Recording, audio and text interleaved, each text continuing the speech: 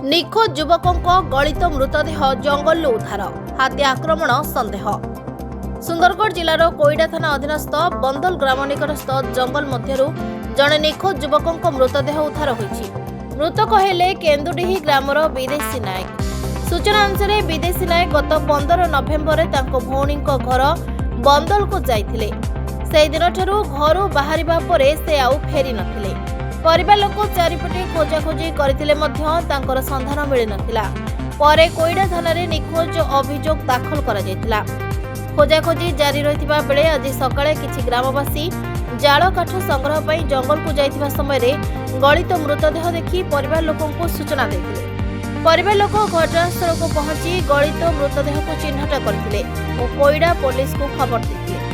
ଖବର ପାଇ କୋଇଡ଼ା ପୋଲିସ ଓ ବନ ବିଭାଗର କର୍ମଚାରୀମାନେ ଘଟଣାସ୍ଥଳରେ ପହଞ୍ଚି ତଦନ୍ତ କରିଥିଲେ।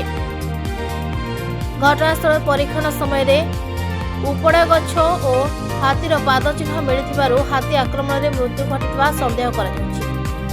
ପୋଲିସ ମୃତଦେହକୁ ଜବତ କରି ପୋଷ୍ଟମର୍ଟମ ପାଇଁ ପଠାଇ ତଦନ୍ତ ଜାରି ରଖିଛି।